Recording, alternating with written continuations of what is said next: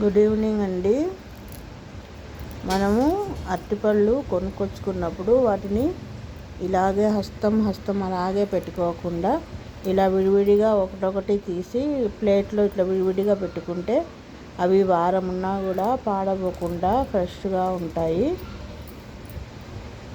వారం వరకు నిల్వ ఉంచుకోవచ్చు ఇలా పెట్టుకుంటే.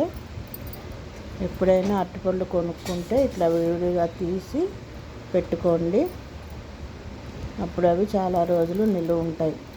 కాడతో సహా తీసి ఇలా పెట్టుకొని ప్లేట్లో వాడుకోవచ్చు.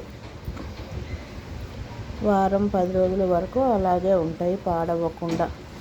ఈ ట్రిక్ మీకు నచ్చితే ఒక లైక్ చేయండి.